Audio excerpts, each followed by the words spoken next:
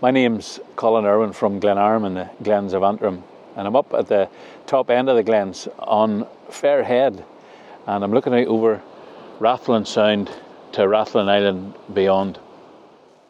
And I'm going to tell you a story about a farmer from Rathlin, a man by the name of John McIntyre. When John came of age, 21, he inherited the family farm. His father always used to say 1 cow would thrive on it, 2 would survive, but 3 would starve. And John's birthday coincided with the Lammas Fair in Ballycastle, so he thought he would come over to the mainland for a bit of crack. So he spruced himself up and he sailed over on the morning tide. And when he got into the town, it was heaving with people. There were card trick men and fortune tellers and hawkers and fiddlers and pipers at every pub door. The people were singing and dancing and telling stories. And John wasn't there 5 minutes till he spied the most beautiful wee lassie he'd ever seen in his life. She had long black hair tied back in a ponytail. And whatever way the August sun caught it, it just shone like a rook's wing. Well, John was entranced by her, and he followed her. And when she moved on, he moved on.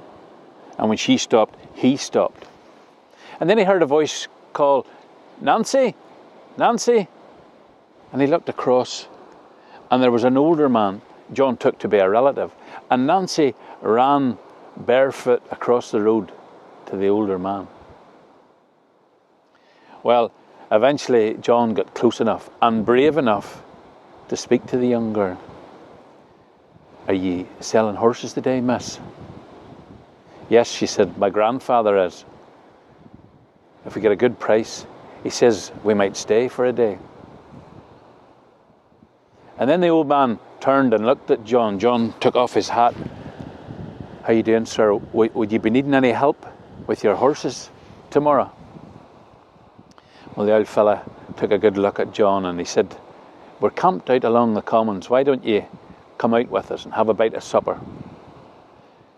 Well, of course, Nancy and her grandfather were travelling people, and John knew that straight away. And as a guest of the travellers, he could be sure that he was going to be treated like a king. They dined on the best of rabbit stew, and the meat just melted in John's mouth. The old fella was watching him, and he said, "It's the open air, son. Food tastes better, drinks better, even the air itself is better." And then the old fella produced a crystal clear bottle of poteen. Do you know what that is? "I do, sir. Would you like a wee drop?" And him and John fell till the bottle of poteen. And then the old fella produced a fiddle and he played a few tunes, and John listened with his eyes closed. And then the old fella said, "Give us a song or a story there, young fella." And John started to sing. "My young love said to me, my mother won't mind, and my father won't slight you, for your lack of kind." And she went her way homewards with one star awake, as the swan in the evening moves over the lake. And John could sing, but so could Nancy. She could sing like a blackbird. And when she joined in on the song, well, it was just lovely. And whether it was the poteen or the beautiful harmonies or what, but 2 big salty tears just rolled down the old fella's ruddy cheeks. Well, they arose the next morning at the scraik of dawn, and they combed out the horses' manes and their tails, and they took grease from the skillet and soot from the fire, and they blackened the horses' hoofs. And they tidied the campsite up in themselves, and they led the horses into town. Well, John led the horses up and down the street 2 or 3 times each, and there was a lot of spitting and clapping of hands, but eventually all the dealing was done, and the new owners led their horses away. And after they'd had their fill of the fair, they went back to their campsite outside the town. And the old fellow was tired, and he went on into his caravan, and he said to Nancy, "Morning comes quickly. Don't be sitting up too late now, Nancy." And of course, when the 2 young ones were left on their own, a wee spark must have jumped out of that fire and into their hearts, for they'd lay together under that beautiful Lammas sky. They woke them next morning, and nothing to hide their modesty but an old horse blanket. And the fire was out, and the pots and pans were gone, and the caravan was gone, and Nancy's grandfather was gone. Well, they jumped up and pulled on their clothes in a hurry. And when John pulled on his waistcoat, he put his hand in his pocket. He felt a weight, and he took out a little bag, and in it was 2 dozen gold sovereign coins. "What's this?" he said to Nancy. "Where did they come from?" But Nancy was by herself with shame and guilt. Eventually she said, "It's my dowry. My grandfather has left it for you." "What?" John tried to give her the money, but she wouldn't take it. They searched high up and low down, but they could find no trace of Nancy's grandfather. He was gone. And there was nothing else for it but John to take Nancy back over the Sound to Rathlin. He knew the folk would be talking. He knew his mother would be pulling her hair out in handfuls, but a team of wild horses wouldn't have dragged him away from Nancy. Now he was head over heels. And it was obvious that she felt the same way about him. He didn't think it was possible to be happier.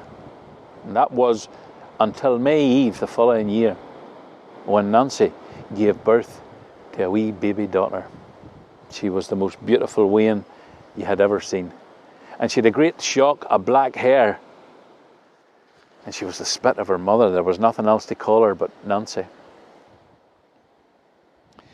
And they would have lived happily ever after. But there was one fly in the ointment. As Nancy had drawn closer to her time, John had noticed that she became very distant and very weepy.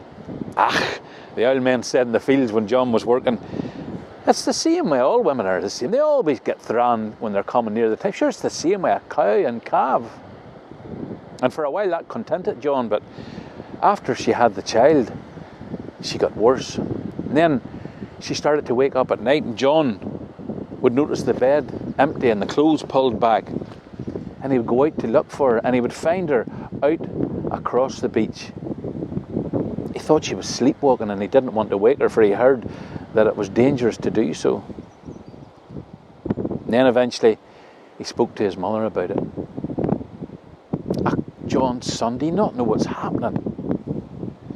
Nancy's a traveller. She's never stayed in the same place 2 nights in a row in her life. Island life is no life for a girl like Nancy, son." "What'll I do, mother?" he said.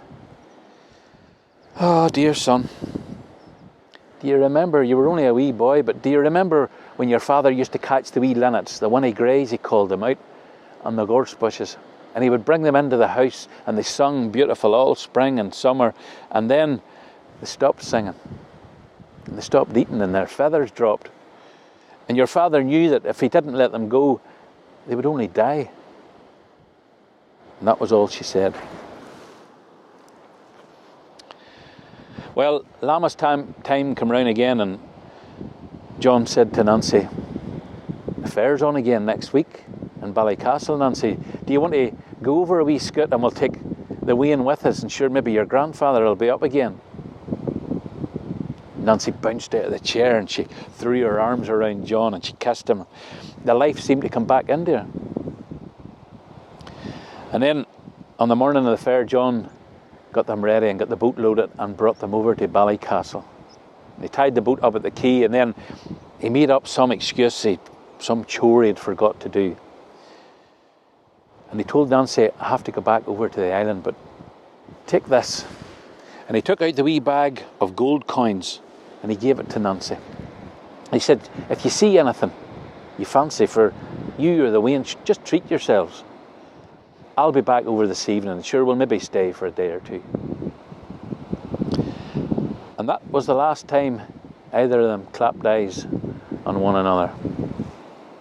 And John moped around the island for a couple of years after that, and eventually when his mother passed away, he could stick it no longer, and he sold the place up for a pittance to a neighbour. And he came over here to Murloch Bay, just behind me, a wee cottage, and he lived like a hermit there. But every Lammas time he would make the long trek across the boulder field, up the Grey Man's Path, over Fairhead and down into the town. And 17 years passed and Lammas time came round again. And he opened his front door this morning and there was a big sea mist rolling in. And he, it'll maybe be fared by the morrow, and he closed his door. And right enough the next morning it had cleared. And John made the trek across the boulder field, up the Grey Man's Path, and when he got to the top of the path, he stopped to catch his breath. And as he looked over Loch na Cranach, he could see a single swan just glide across the water. And then something caught out the side of his other eye, and he looked over to the edge, and it was a shawl. He went closer and got down on his hands and knees, and he looked down the sheer basalt cliff. And 400 feet below him was a sprawled body. He made his way down, and when he got there, he turned it over, and broken and bruised as it was, he recognised her immediately. For she was the spitting image of her mother. It was his daughter, Nancy. Well, he took her over to Rathlin Island and he buried her in with his mother. You see, it transpired she had been in the town the day before and she'd searched everywhere, inquired after John McIntyre, her father. And eventually a publican told her where she would find her father, but he warned her, do not go over Fairhead tonight, you'll be lost, dear. It's far too dangerous. Stay in the town and maybe your father will come in tomorrow. Of course, she was so impatient to meet her father for the first time. She never listened to the advice, and she paid for her impetuousness with her young life. Shortly after that, her father followed her into the grave, died of a broken heart, they say. And many years later, an English tourist on a walking tour of Ireland was benighted up here on Fairhead. And very wisely he chose to camp beside Loch na Cranach. And when he came down into Ballycastle the next day, he told everyone that the whole night long he could hear the most beautiful song being sung by a young girl. Of course, the locals all knew about the young girl who sings up on Fairhead when the sea mist is in. And so, if you ever find yourself up here and you hear that singing, don't be afraid, for it's only young Nancy McIntyre singing for her father.